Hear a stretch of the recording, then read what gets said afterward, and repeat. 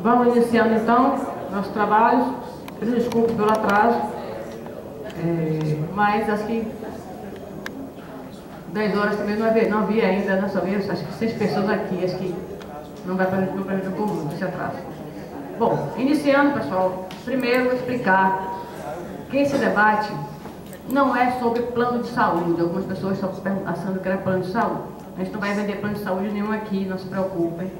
Nosso interesse não é esse. O interesse nosso é discutir um assunto que é muito importante, tem muito apelo com o brasileiro de modo geral, e nós também aqui no tribunal, já que o tribunal se queixa de ser o único órgão federal aqui no estado do PJU, dentro do recurso PJU, que não possui autogestão.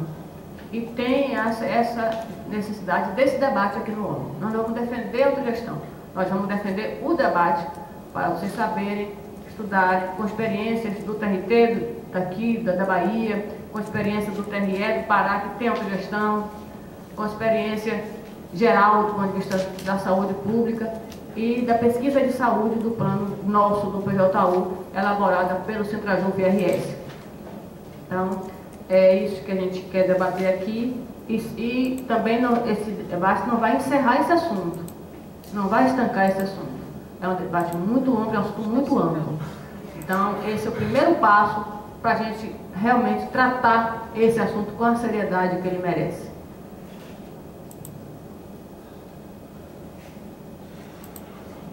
Então, só explicando aqui para onde vai o nosso dinheiro e para quanto o governo gasta com a saúde pública, dá para vocês terem ideia de que a seriedade e a importância dele só é tratada por quem precisa. Os governos não estão interessados em saúde, eles podem pagar muito caro por ela. Então, só para a gente, por isso é importante que a gente dê início, que a gente faça um debate profundo sobre isso. Então, iniciando aqui, sem mais delongas, chamar para a mesa e agradecendo a presença deles e delas, e com tantos adiamentos, por questão mesmo de agenda, porque reunir esse quadro aqui não foi fácil, foi muito difícil conseguir a agenda dos palestrantes aqui na mesa. Vocês vão ver por que foi importante demais eles estarem aqui. Então tinha que unir todo mundo, então foi muito difícil, a gente se ajustava para poder conseguir a presença dessas pessoas, das figuras que estão aqui. A gente agradece muito a presença de todos eles, todas elas. Fernando Feijó, a gente convida para a mesa, médico do trabalho, assessor de saúde do Centrajum FRS, responsável pela pesquisa de saúde do PJU e autor das 10 propostas de saúde para o servidor do PJU. Obrigado pela presença. Ana Bleicher, professora da UFBA, mestre em saúde pública, doutora em ciências sociais. André Liberato, nosso colega servidor do TRT5, um dos idealizadores do plano de gestão do TRT e atualmente um dos coordenadores desse plano.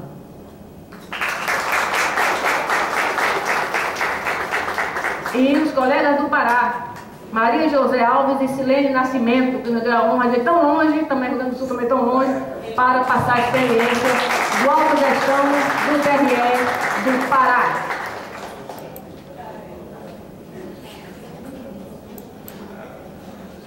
Aí vamos ver quem começa, quem faz, vocês decidem.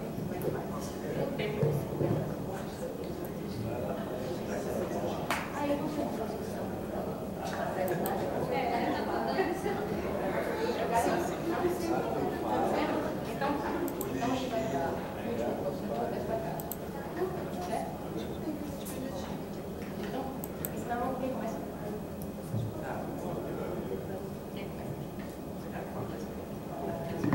Então, André Liberato iniciará esse debate, 15 minutos, e depois que cada um falar, a gente abre para as perguntas e debates, tá certo, pessoal?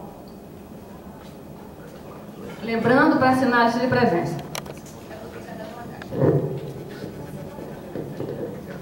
Vou falar, na verdade, mais da experiência que a gente teve lá no TRT5 Saúde e por que a gente foi para o plano de autogestão. A gente fez uma longa pesquisa sobre como estava a saúde no Brasil, né? E por que, quando a gente abriu um edital, não vinha nenhuma empresa para a gente. Ou seja, a gente abriu o edital e estava acontecendo que só ia Promédica, que é uma regional da Bahia. E aí falavam-se muito, porque a sinistralidade do TRT é alta, essa coisa que você começa a ouvir, né? Sinistralidade, sem entender muito bem o conceito que seria isso. Aí a gente começou a fazer a pesquisa e a gente chegou à conclusão que não, eles não vinham a Sul América, Bradesco, não tinha nada a ver com a sinistralidade, porque isso poderia ser ajustado no preço. Eles não viriam porque quando se abre um edital, eles vêm por adesão, né? Todas as cláusulas estão ali, eles seguem aquilo. Então nenhuma empresa grande mais vem mais por edital. Eles entram, como está lá, inclusive a Sul América, e tem a Mil lá no TRT também, por fora, por uns contratos que eles fazem, com uma falsa pessoa jurídica que bota lá da OAB, e eles juntam pessoas jurídicas, como se fosse uma pessoa jurídica, que aqui não tem nenhum vínculo real, e aí eles colocam o contrato da forma deles. E para que eles fazem isso? Porque eles podem rescindir a qualquer momento e colocam uma cláusula lá vinculada à sinistralidade. Ou seja, se subir a sinistralidade, ele sobe. Só para vocês terem uma ideia, o Sul América lá subiu em menos de 3 anos mais de 60%, com base nessa famosa sinistralidade. E aí também eu acompanhava alguns debates dele, que de vez em quando ia alguns gerentes falar, dizendo, não, porque a sinistralidade subiu, e é assim que funciona, porque se essa sinistralidade sobe, a gente não está aqui para fazer caridade, a gente tem que subir. A Mil também que está lá, subiu acho mais de 50% o plano em 2 ou 3 anos, assim, cada vez assim 25%, 26%, veja que nosso salário não sobe tanto, né? Então hoje um idoso lá está pagando de 1.600 a 2.000 e agora parece que o aumento vai vir em mais de 60% em cima desses 1.600 para quem é idoso. E a gente primeiro entender qual era o conceito de sinistralidade, porque ele sempre jogava culpa para a gente e a maioria das pessoas acatam. A gente descobriu que não é bem assim. Por que não é bem assim? Porque sinistralidade é o resultado de uma gestão. Como qualquer empresa pública ou qualquer empresa privada, se ela for gerenciada bem, vai ter lucro. No caso de operadoras de saúde, isso se demonstra através de sinistralidade. Então a gente descobriu que se não tiver uma boa gestão, a sinistralidade vai estourar. Só que eles jogavam isso pra gente, jogavam a culpa pra gente. Quando não é, ou seja, uma boa operadora, ela tem que ter um planejamento, um acompanhamento dos doentes crônicos, ela tem que acompanhar quem está acima do peso, obesidade, porque isso gera um custo altíssimo para o plano de saúde. Ela tem que verificar se sua auditoria está boa, porque na saúde realmente é bem complicado as contas quando chegam, se tem alguns prestadores realmente que colocam coisas que não devem. Então se você não tiver uma boa auditoria, isso vai subir a sinistralidade. Então esse conceito de sinistralidade era bem mais amplo do que ele passava para a gente, botava só a culpa para a gente, ou seja, tinha a ver com gerência também. Então na hora que você vai se aprofundando, você vai entendendo tudo isso, quebrando alguns mitos que eles criam na gente, que a culpa era nossa. E até hoje eu via um discutindo com o outro, dizendo assim, porque a gente gasta demais, tem uma pessoa que se interna, passa 6 meses, eu digo assim, olha, se você paga um plano e a pessoa precisa ficar 6 meses internada, com certeza não é porque ela quer. Porque isso é a essência de um plano de saúde, você pagar para quando precisar cobrir. E a gente via também que tinha um estudo do IPEA que dizia que dentro, isso eu já li há uns 3 anos, que dentro de 10 anos a classe média não conseguiria mais pagar plano de saúde. E ele explica por quê, porque assim a inflação médica é mais alta do que a inflação, ou seja, oficial, que eles dizem lá do país. A inflação médica, enquanto a inflação do país oficial pelo, sei lá, IPCA está dando 4, a inflação médica lá vai dar uns 12, 13. E a Agência Nacional de Saúde, ela aumenta os planos individuais, porque os planos individuais é o que é regulado pela Agência Nacional de Saúde. Você veja porque se vocês, pessoas físicas, quiserem fazer o plano de saúde, vocês não conseguem mais. Vocês realmente não vão conseguir. Por quê? Porque um plano de saúde que visa lucro, ele não quer pessoas idosas no plano dele. Então, quando a pessoa faz um plano, pessoa física, infelizmente, para a empresa privada, ele vai ter que ficar com essa pessoa para o resto da vida até ela envelhecer, o que eles não querem. E outra coisa, quem vai dar o aumento é a Agência Nacional de Saúde, ou seja, duas coisas. A pessoa vem ficar idosa no plano, que vai dar custo, e quem vai dar o aumento é a Agência Nacional de Saúde. Então o IPEA dizer o quê? Que para esse tipo de plano que praticamente sumiu do mercado, sumiu, ninguém consegue, a classe média não conseguiria pagar dentro de 10 anos. Mas isso não é o que aconteceu com o idoso. O idoso já não consegue pagar. Hoje um plano para idoso está, como eu estava falando aqui, 6.000 a 2.000, não, 1.600 a 2.000 reais por pessoa. Então, antes da gente implantar a autogestão lá no TRT daqui, vários aposentados nossos estavam pelo SUS, porque ele não conseguia pagar para ele e para a esposa 4.000 reais tirado do salário dele. Então essa era a realidade. Então o que é que a gente encontrou? Descobriu o conceito de sinistralidade completamente deturpado pelas empresas que diziam que tudo era culpa nossa. Descobrimos que se abríssemos edital, ninguém vinha, só vinha com essa falsa pessoa jurídica, que eles têm o comando de tudo, que colocam todas as cláusulas. E sabíamos que não conseguia pagar em curto prazo. Então a gente ficou, realmente só tinha uma solução: ir para a autogestão. Então não foi assim, vamos começar a autogestão. A gente viu que o mercado todo se fechou para a saúde. A gente fez uma pesquisa nacional com todos os TRTs e viu assim que os únicos planos que ainda iam para a licitação era a Unimed. Eu digo, então a coisa ficou grave, muito grave para a gente. E a gente só teve uma opção: ir para a autogestão. Obviamente a gente fez um longo estudo, pegamos o preço de mercado, a gente não fez como os outros órgãos, alguns órgãos que têm autogestão, eles fazem o quê?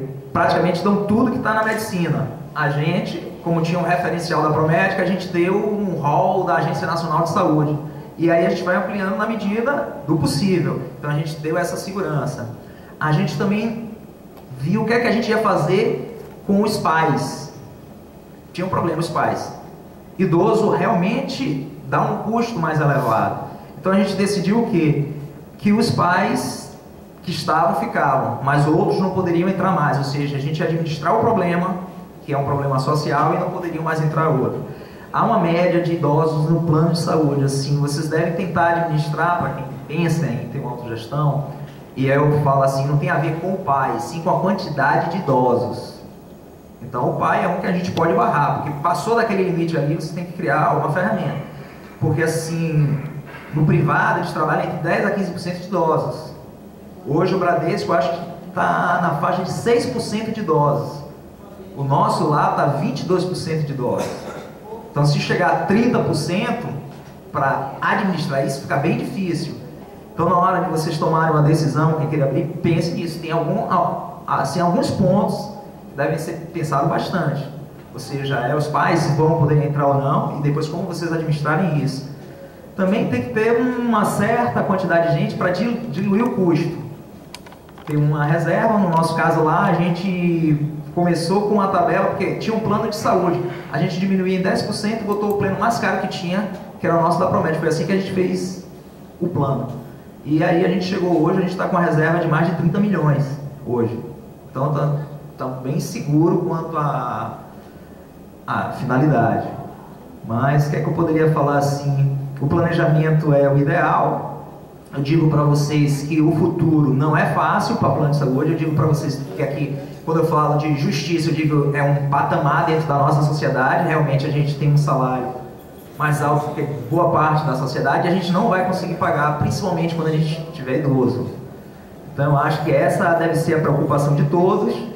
Eu gostaria de recomendar também um filme que eu assisti, porque quando se fala assim, saúde como mercadoria, é uma tristeza, porque tudo muda, todo o conceito começa a mudar. E como a saúde, a gente tem que trabalhar na prevenção, e isso não acontece, e você vai querer pagar o plano de saúde, não há dinheiro que dê. Isso eu dou um exemplo básico. Existe um país que é o império hoje, que é os Estados Unidos, que onde o nosso modelo segue um pouco de lá, porque se for para o Canadá é público, se for para a Europa é pública, a Austrália, todo país desenvolvido é pública e funciona. Agora, quando você vai para o privado, há um grande erro tratar a saúde como mercadoria. Os Estados Unidos é o país mais rico do mundo e é o país que com certeza produz mais riqueza no mundo pelas técnicas que eles desenvolveram. Não distribui a riqueza, tudo, mas produz muito mais do que qualquer outro. Mas a saúde pública lá, praticamente inexistente, é um caos. Vocês devem ter ouvido falar do Obamacare, que foi uma grande luta que esse já quer destruir, porque assim, você vê na televisão, o pessoal, vai sendo atendido em emergência e vai para o hospital. Tudo bem, vai ser atendido no hospital. Agora, acabou ali o atendimento, ele chega com a conta. E essa conta é não sei quantos $1000 que você vai ter que pagar. E assim, um filme que eu recomendo bem para entender o que é a saúde dos Estados Unidos é o SOS Saúde, daquele Michael Moore. Muito bom. E assim, eu estou falando do país mais rico do mundo. Tem gente lá, classe média, que assim está ficando pobre, porque quando tem algum problema, a coparticipação deles é altíssima. Lá, como entra nessa de mercadoria, o que é que eles fazem?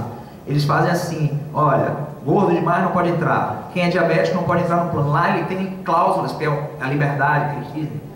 E assim, ele pode barrar várias pessoas. Tem várias pessoas tentando entrar no plano e não podem entrar porque eles barram todo mundo. Se tiver qualquer problema, eles barram. E é assim que vai sendo conduzida quando a saúde vai para esse meio privado.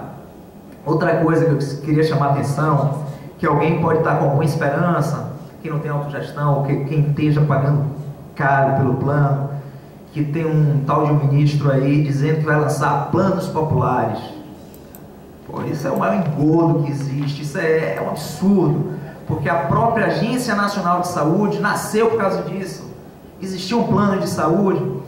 Primeiro que quem vai assinar não tem nem ideia do que está assinando, porque assim, um plano de saúde é extremamente complexo, são problemas que podem surgir que a pessoa não faz nem ideia para onde vai parar. E aí você assina uma coisa lá, e os planos antigamente, antes da lei de 1998, eles botavam várias cláusulas, que quando a pessoa tinha algum problema, aí ele pegava o contrato e dizia, ah, mas não cobre isso, não cobre isso, não cobre isso. Então, veio a Agência Nacional de Saúde e veio o rol da ANS, que dizia o mínimo que as operadoras poderiam cobrir. Então, hoje, que é praticamente o que todo mundo dá no mercado, que é o mínimo, que é o rol da ANS. Então, chega hoje, ou seja, surgiu a ANS por causa desse abuso, e de repente você ouve o ministro falando que vai lançar planos populares, ou seja, voltando um retrocesso gigantesco para o plano de saúde. Não acredite, o que eles estavam querendo fazer é, eu ouvi falar em 50% de coparticipação, de, poxa, 50% de coparticipação para quem está internado. Tem internações lá, eu tive uma no português, que só em 40 dias a conta deu 450 mil. Aí vamos dizer que ele bote um contrato desse com a participação de 50%, eu digo, quem é que vai ter 200 mil para pagar? E se ficasse mais, eu estou dizendo, saúde é uma coisa muito cara, a saúde tem que ter muita prevenção, e aí eu já entro no foco, é o que a gente vai tentar trabalhar agora. Assim, não adianta investir muito em tentar curar, você tem que fazer o quê? Conscientizar e fazer a prevenção.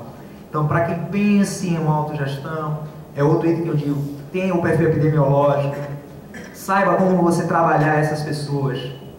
O que eu estou pensando em lançar agora lá na autogestão da gente PRT é porque, o que é que aconteceu? Tratando a saúde como mercadoria, os principais médicos que eu considero, eles estão praticamente escassos no mercado, sumindo do mercado, porque é o clínico geral, é o geriatra, é o pediatra. Por que eles são os principais? Porque ele analisa o ser humano como um todo, ele está ali, o paciente dele, ele vê tudo, vê qual é a demanda dele realmente e manda a pessoa para onde precisa.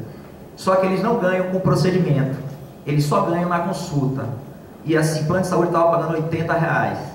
R$80 agora, mas era R$60 uma consulta médica. Quando alguém vai cortar o cabelo, paga bem mais.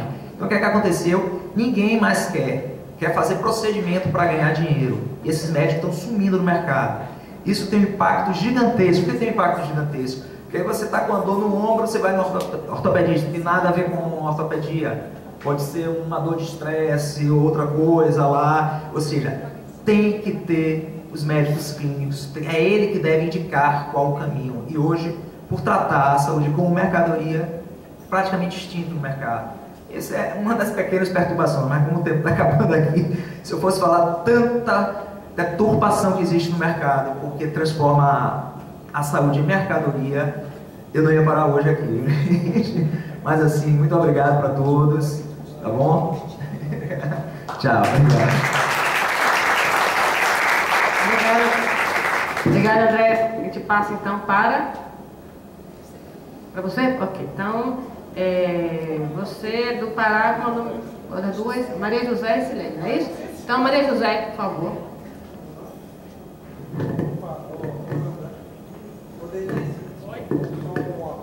Era melhor a gente abrir a pergunta assim após cada.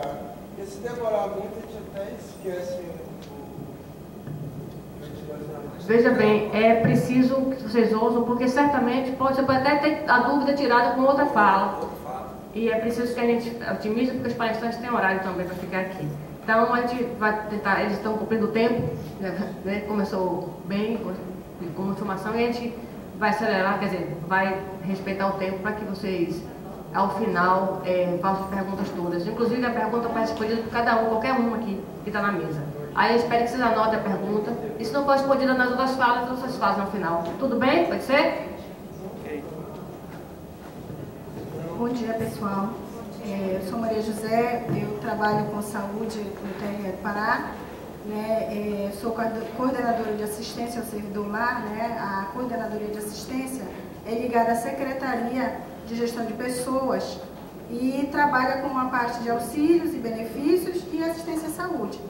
Quero agradecer aqui o convite do Sindjuf da Bahia, né, por ter nos proporcionado essa oportunidade de estar aqui com vocês e de estar estreitando esse laço em prol das autogestões públicas, né, de saúde, porque por meio delas nós podemos ter acesso à saúde com dignidade, né, e também promover esse direito constitucional à saúde, né, não só para as pessoas mais jovens, mas também para quando a gente ficar, se aposentar e tudo, né, vim aqui a tentar viabilizar isso, que como o colega falou, né, estava cada vez mais difícil de ser viabilizado. Então, como vocês estão aqui no TRE da Bahia, no momento que nós estávamos em 2006, né, fazendo pesquisa de qual seria o melhor modelo, quais são os modelos que estão, né, no mercado e o qual seguir, então eu vou compartilhar com vocês um pouco, né, tentar mostrar para vocês o que tem e como foi que nós decidimos pela autogestão. Em 90, né, havia uma tendência dos órgãos públicos em formarem as suas autogestões justamente para vir a propiciar os seus beneficiários o acesso, né, para reduzir também a questão de absenteísmo, essas coisas todas que também vêm por trás desses planos. E o TRE, nessa época, lá por 97, 98, nós tínhamos um plano privado, contratado. Nessa época lá era Previne e ProSaúde.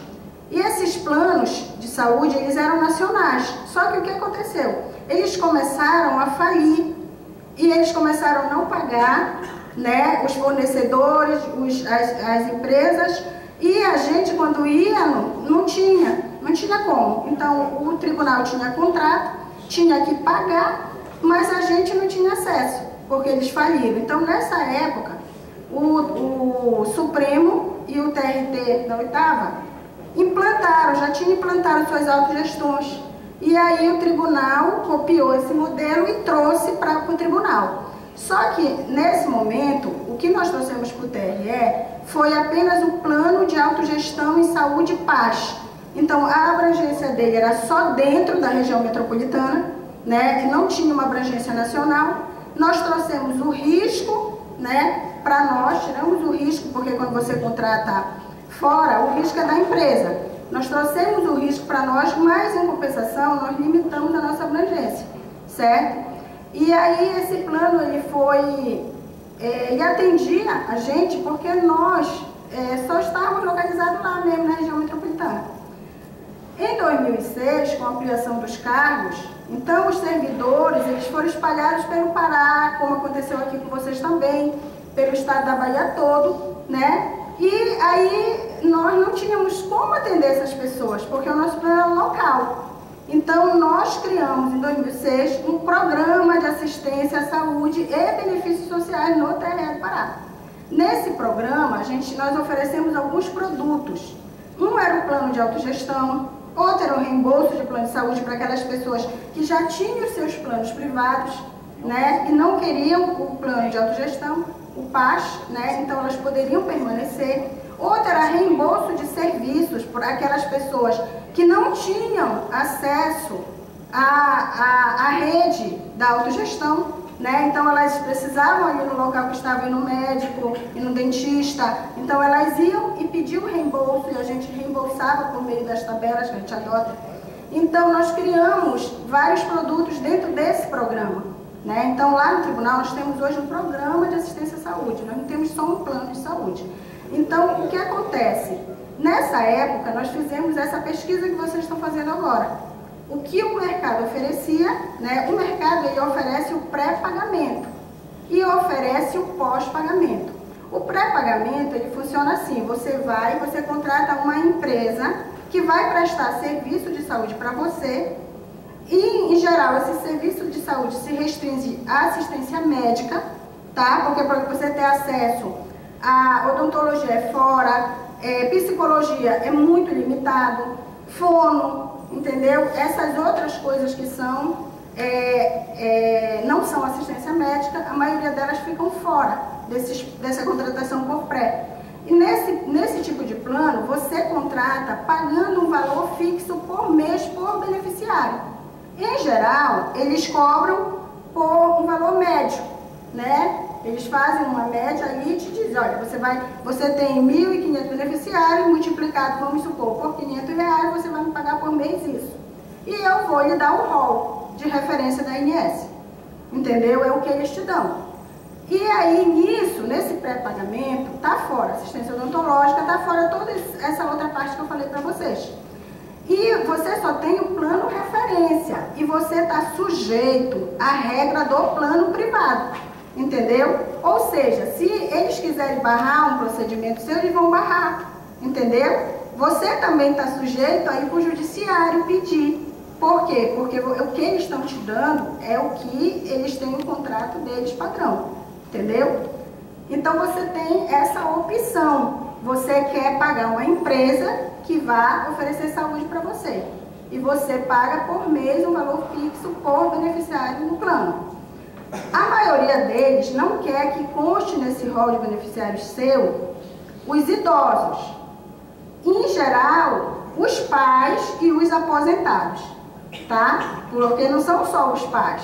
Servidores aposentados, eles querem tratar de forma diferenciada, tá? Então, e a outra opção que vocês têm, que nós tivemos também na época, é você fazer a sua rede local, o seu plano de autogestão. Como vai ser difícil você formar uma rede que você consiga sair da região metropolitana, de que você consiga credenciar médicos no interior. Por quê? Porque a nossa legislação, ela é difícil do prestador de serviço atender, porque você tem que estar com as certidões todas regulares. Então, você vai encontrar empresas prestadoras de serviços de saúde que não têm regularidade.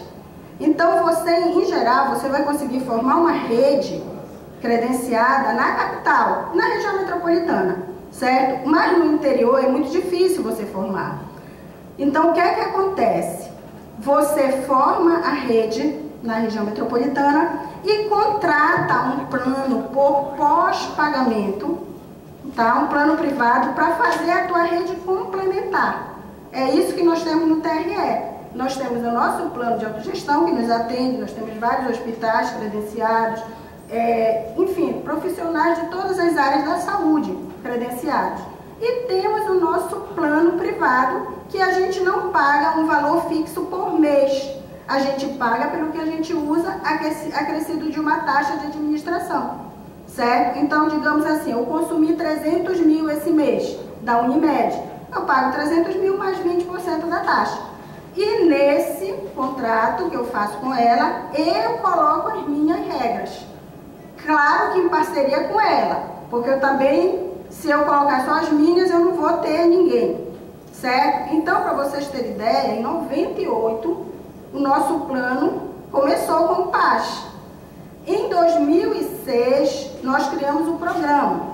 Em 2008, que nós conseguimos fazer a nossa rede nacional, por meio do credenciamento da Unimed Norte e Nordeste, entendeu? Que até, assim, para nós, foi uma boa parceria, entendeu? Mas, o que é que acontece? As tabelas que eles utilizam para remunerar os serviços, elas são altas, entendeu? O custo dos serviços, por exemplo, o prestador presta por um valor, mas ela vai me cobrar outro. porque ela vai me cobrar tabela cheia. Então, assim, nós temos, digamos assim, que nos ter ferramentas de gestão, entendeu? De gestão de tudo isso. Nós temos como fazer isso, nós já fazemos isso, entendeu? Então, a maioria de nós, às vezes, é atendido pelo intercâmbio das Unimedes, porque, às vezes, as Unimedes locais ou estão falidas ou estão com problema de documentação, tá? Então, a Unimed, ela se interliga pelo intercâmbio. Então, a Unimed vai funcionar bem aonde a Unimed local estiver bem. Em São Paulo, por exemplo, faliu a Paulistana, faliu a do ABC Paulista, entendeu? Mas, de qualquer forma, ainda tem atendimento lá. Então, dependendo do local, da capital que você esteja, a gente intermedia para você ser atendido. Por quê? Porque tem locais que as Unimedes faliram. Mas alguém, em geral, a Unimed Nacional entra e cobre essa deficiência. Enfim, a gente vai administrando, a gente vai fazendo a gestão da saúde. O que isso significa, fazer a gestão da saúde? Significa que a gente consegue proporcionar assistência para um número maior de beneficiários, inclusive os aposentados, né? Hoje, nesse ano, nós fizemos uma reformulação na nossa resolução que foi necessária, porque a nossa per capita está congelada desde 2015, mas a despesa, ela não para. Então, a gente avaliou lá para ver como era que a gente ia reformular para tentar conter a despesa, entendeu? Então, assim, isso é gestão, gente, entendeu? Isso é trabalhoso, mas o resultado desse trabalho é garantir um direito fundamental que a gente tem, que é a saúde, entendeu? É garantir ao nosso colega que ele seja atendido, sabe? É garantir para a pessoa que está mais idosa também, que tenha esse acesso, sabe? Que não transforme isso nessa mercadoria que eles transformam, entendeu? Porque embora a ANS, ela venha tentando, por exemplo, o judiciário está judicializando aí. Por quê? Porque quando você assina um contrato de adesão com o plano privado, você tem a perspectiva de que quando você precisar, você vai ser atendido, né? Só que quando você precisa, aí que você vai descobrir que você não tem aquele acesso, entendeu? Então você tem direitos contrapostos, o direito do plano e o direito do beneficiário. E aí o judiciário entra e judicializa. Às vezes o plano não aguenta, sabe? Então, aí se você cria uma série de problemas. Então nós, lá no TRE, com a autogestão, a gente está tentando, né, manter uma quantidade maior de serviços. Nós temos o plano médico, odontológico, nós temos psicologia, nós temos acesso aos serviços de saúde. Não garantimos só o rol, né? A gente está acompanhando para ver qual é o momento que a gente vai ter que oferecer só o rol, mas até agora está dando. Nós não temos 30 milhões, que no caso deles, dependendo do número de beneficiários, que eu não sei, o nosso é 1.500, de você ver quantos? 5.600 só dá para pagar 1 ano e meio. Se a União tirasse a parte dela, ele só ia garantir 1 ano e meio. Assim, não se abalem com a quantidade de milhões, entendeu? Você gasta hoje, daria até menos.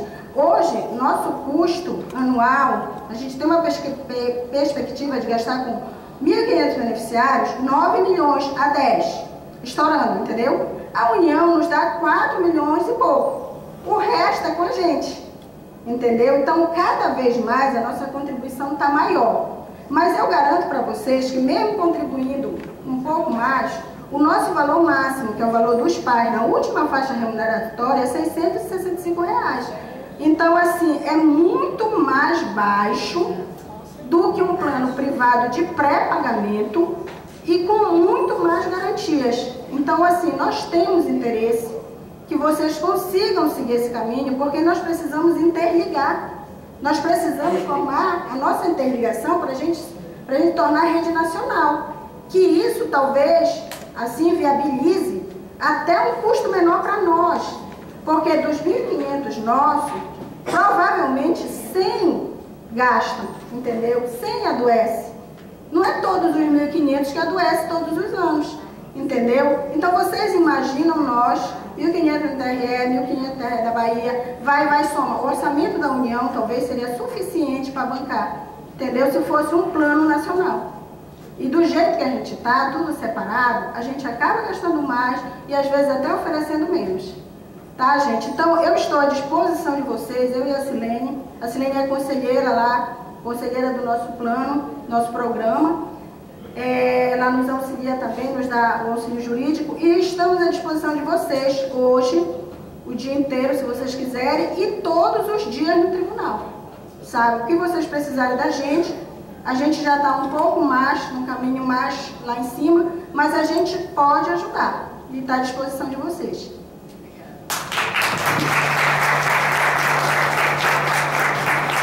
Obrigada. Gente, nós estamos com problema de horário com Lana, então a gente gostaria, pergunta se os demais se ela pode fazer a fala agora, que ela tem horário e tem que sair. Tudo bem? Então, Lana.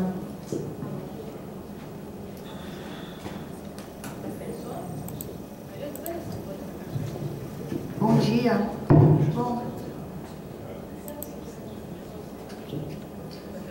Bom dia, muito obrigada pelo convite. Agradecer a Sinjuf por ter chamado aqui. Eu já vou pedir desculpas por ter que me retirar antes do término. Tem a ver que eu sou diretora do ANDE, Sindicato Nacional que representa, né, professores do ensino superior, e nós temos nosso encontro da regional hoje à tarde. Preparei algumas apresentações e gostaria de auxílio para passar os slides. E aqui eu não tenho uma história específica para trazer para vocês sobre uma atividade de autogestão. Vim, como é possível ver no próximo slide, trazer um questionamento sobre a saúde como um direito a ser garantido a todos os cidadãos. E no próximo slide, como é possível ver, a gente pode colocar na mesma linha do tempo, no mesmo período, muitas inquietações que a sociedade se colocava nos anos 80, que vinham tanto no âmbito da saúde quanto no âmbito do sindicalismo. Dá para a gente fazer a articulação desses dois debates. No âmbito da saúde surgia a reforma sanitária e aí toda a inovação que foi deixar para trás o modelo anterior, o modelo do INAMPS, um modelo que se pautava por uma lógica extremamente hospitalocêntrica e extremamente privatista, e no âmbito sindical, pensar os sindicatos a partir de uma nova orientação. Como é possível ver no próximo slide, o novo sindicalismo se pautou por uma compreensão de que os sindicatos deveriam ter autonomia frente aos patrões. Então, toda aquela negação aos sindicatos considerados sindicatos chapa branca, a perspectiva de classismo do sindicato, uma crítica também àquele sindicalismo tradicional, aqueles que eram chamados sindicalismos pelegos, uma perspectiva que reduzia a atuação sindical a uma atuação assistencialista. E também uma coisa muito importante da gente enfatizar, principalmente para nós servidores públicos, que a partir da Constituição Federal se tornou possível nós termos nossos próprios sindicatos, né? Anteriormente nós tínhamos somente as associações. Então, como é possível ver no próximo slide, nós temos a perspectiva de que o SUS tenha se consolidado, como o nosso primeiro palestrante já colocou aqui, em algo que se diferencia de outras experiências internacionais. É bastante diferente da experiência internacional dos Estados Unidos. A perspectiva de que todos, independente de sua renda, possam acessar o serviço de saúde. A perspectiva de que a atenção seja garantida de forma integral e de forma equânime, garantindo maior assistência àqueles que necessitam de maior assistência, de forma descentralizada e com participação. Entretanto, não foi possível implementar na sua totalidade essa proposta do SUS. Lógico que tudo isso foi uma grande luta. Um ponto positivo dessa luta se deu em 2000, quando se conseguiu aprovar a emenda constitucional que assegurou um percentual mínimo de recursos. E isso realmente trouxe dados, isso trouxe impacto no que foi possível fazer a partir de 2000 no âmbito de saúde. Vejamos então, esse artigo de Vieira e Benevides fala um pouco do como estamos atualmente no SUS e traz dados históricos. Podemos passar para o próximo. Aqui vocês podem ver a participação do consumo final de bens e serviços de saúde no PIB, né, quando a gente compara o que se gasta com saúde em relação ao PIB. E aí é interessante salientar que os autores destacam que o Brasil é o único país que dispõe de um sistema universal e que o gasto público é menor que o gasto privado. Existem outras experiências internacionais muito interessantes que também têm uma perspectiva universalizante de serviços de saúde, mas neles não tem essa conformação do gasto privado ser superior. A gente pode ver no próximo gráfico o quanto que o gasto federal aumentou a partir da emenda constitucional que garantiu provimentos mínimos. Mas isso tudo teve um grande revés atual, a gente pode ver a partir do próximo slide. Até o ano passado, nós ainda estávamos sob vigência de uma emenda constitucional que garantia percentuais mínimos a partir da receita corrente líquida. E tivemos todos engajados nessa luta, né? A emenda constitucional 95 de 16 instituiu um novo regime fiscal e congelou tudo que vai ser gasto, né? nas diversas áreas, inclusive na saúde, na educação. Então, podemos passar? A gente tem hoje, nesse quadro que nós estamos vivendo, tivemos no ano de 2017 um momento anterior de renovação das lutas e agora a gente está num momento um pouco mais difícil, mas se a gente for pensar, o ano de 2016 fechou de uma forma muito complicada. Fechou com a aprovação de forma muito fácil pelo governo Temer desse novo regime fiscal. E nesse próximo slide que a gente vai mostrar, o gráfico que está colocado aí faz uma projeção do que vocês podem ver. Assim, se tivesse sido garantido a lei anterior, a gente teria tido um determinado patamar em comparação ao PIB, né? E aí as diversas projeções ali, que são muito inferiores à vigência anterior, porque tudo isso depende do quanto a economia vai crescer. Então, a perspectiva que nós temos é de que não seja possível garantir a saúde como a sociedade vai exigir, como o envelhecimento da população vai exigir, com esse novo regime fiscal. Podemos passar? Então, não é à toa que somente um governo bastante ilegítimo, somente um governo que não tem nenhum compromisso com sua popularidade, consegue impor esse novo regime. Bom, os planos de saúde, eles surgem a partir da convergência de dois caminhos. Não só pela via dos seguros, boa parte das operadoras que vêm como seguradoras de saúde vem dessa linha, como numa linha de proteção da força de trabalho. E aí é interessante até o debate que se faz das autogestões, porque vem muito na linha do mutualismo. A gente pode ver na perspectiva de linha do tempo que até 98 esse setor de planos de saúde sofria pouquíssima regulação por parte do Estado. E a partir de 98 esse marco regulatório se inicia e a partir de 2000 se tem a criação da ANS. E é interessante que a maior parte dos dados quantitativos que nós temos, de fato, se inicia a partir de 2000. Essa tabela que eu mostrei foi tirada de hoje, do site da ANS. Infelizmente, ela só mostra a partir de 2007, mas os dados existem a partir de 2000. O que queria chamar a atenção de vocês é o aumento do número de beneficiários e um razoável declínio a partir de 2015. Vejam, então, que em 2015 há uma diminuição de 2,3% do número de beneficiários em 2016 e 2017. Os únicos que continuam aumentando são os beneficiários de planos odontológicos. Isso foi fartamente noticiado na imprensa nacional. Esse é um dos prints de umas das reportagens. Pode passar. Pode passar. E aí tem a ver com o que o palestrante anterior falou, que o governo se coloca no papel de salvar as operadoras de plano de saúde, no momento em que uma extrema crise econômica, uma perda de renda, no momento em que o aumento compromete a possibilidade de trabalhadores pagarem por planos de saúde, o ministro da Saúde se coloca como aquele que vai salvar as operadoras. Então, a alternativa do plano popular, ela surge não como algo que vá garantir uma assistência adequada às pessoas, porque elas vão pagar durante o tempo que for cabível e depois não conseguirão utilizar aquilo que de fato irão precisar. Pode passar?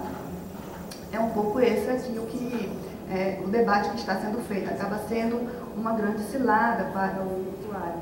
Mas por que então que temos uma preocupação muito maior com a salvaguarda das grandes operadoras do que exatamente com a saúde da população? Tem um estudo muito bom que foi publicado por Schaeffer, no próximo slide, por Schaeffer e Bahia. Eu acho essa pesquisa sensacional. Eles fazem todo um mapeamento de doações de campanha aos diversos candidatos presidenciais, governadores, deputados federais. O resultado não nos surpreende nem um pouco. Aqui a gente está falando só com Caixa 1, ela não teve acesso óbvio, né, as doações legais, somente as legais, mas é uma pesquisa muito, muito interessante. Pode passar? Os autores registram um aumento significativo, então cerca de 54, quase 55 milhões de reais foram repassados por 40 empresas a 131 candidatos. Isso foi 5 vezes maior do que observado em 2010. E nessa pesquisa se faz também um mapeamento de todas as decisões de presidente da ANS, de Congresso Nacional, que beneficiaram as operadoras de saúde. E é por isso que eles afirmam que há indícios que permitem associar a influência de financiamento das campanhas e atuação do parlamentar ou do governante eleito. Por que isso acontece, né? A gente pode também chamar a atenção para o fato de que aquilo que a gente pensa que, não, aqui nós estamos falando de privado, nada disso envolve dinheiro público, autores como Walker Reis e Gama apontam que cerca de 30%, aproximadamente 230 bilhões de reais se redundam em subsídios às operadoras de planos odontológicos. E se a gente for comparar com o orçamento do Ministério da Saúde, corresponderia a 30% do orçamento do Ministério. Pode passar? Ou seja, 20% dos gastos do financiamento do plano de saúde vem de fontes públicas, o que incorre numa profunda injustiça, na medida que são recursos públicos sendo direcionados para uma saúde privada. E isso tudo nos coloca, já me aproximando para o final da fala, em reflexões de nossa atuação como trabalhadores do serviço público e a atuação mais precisa do Sindijuf como sindicato. Reflexões sobre de que forma o sindicato deve se posicionar. Não é à toa que eu comecei a explanação a partir da reflexão do que foram as contribuições do novo sindicalismo. Pode passar? Essa foto viralizou no ano passado porque foi exatamente durante a manifestação em Brasília contra o novo regime fiscal e eram pessoas no Congresso Nacional olhando pela janela os manifestantes que estavam levando bomba. E são profundas contradições que um sindicato se coloca. Eu sei porque em meu sindicato essa contradição também é muito grande. Somos todos trabalhadores que querem sim ser assistidos e que reconhecem que o SUS é uma grande conquista da sociedade brasileira, mas ainda assim está muito aquém das necessidades que nós nos apresentamos. Então é uma contradição tremenda e não é uma contradição, não existem respostas fáceis a isso. Então, como um sindicato fascista se posiciona nesse cenário? Também queria chamar a atenção sobre qual a possibilidade de construir laços de solidariedade com o conjunto dos trabalhadores. Uma coisa que foi possível verificar no ano passado foi a extrema solidão da parte de quem estava na defesa, na luta contra a chamada PEC do fim do mundo, né? Que foi como a gente acabou apelidando a PEC. Ora, a sociedade de conjunto não reconheceu que aquilo ali era uma luta sua. Observem, por exemplo, a diferença em relação à reforma da Previdência. pergunte para qualquer pessoa, todo mundo é contra a reforma da Previdência. Mas ano passado as pessoas olhavam para a PEC do fim do mundo e achavam que isso não era com elas, era algo que afetava somente o serviço público. Então a gente está sendo incapaz de estabelecer esse diálogo com a sociedade. E uma pergunta que cabe a todos nós respondermos, né? Como existir, né, em um setor na qual a agência reguladora dá mostras de captura pelo mercado? O trabalho de Chefa e Bahia demonstram bem isso, né? Então é um mercado muito perigoso, é um mercado em que há uma tendência forte de concentração no setor. A gente percebe muitas pesquisas apontando isso. Então, as dificuldades que estão colocadas, que já foram apontadas nas experiências anteriores, né, de como fazer para uma assistência que seja, que não exclua uma parcela envelhecida dos beneficiários, de fato, é difícil porque no final há uma grande concorrência com setores que são extremamente predatórios e que tem agência reguladora a favor deles. Então, vocês estão diante de profundas contradições e precisarão dar as melhores respostas. Obrigada. Alô, obrigada Lana, muito esclarecedor. Agora faltam dois, Silene e... Começa? Você? Então tá bom. Então Silene, vamos lá, Silene. Bom dia a todos. Eu agradeço o convite também, a oportunidade de falar para os nossos amigos aqui do TRE Bahia. Eu vou falar da minha experiência. Eu comecei agora como conselheira, né? E eu me inscrevi como conselheira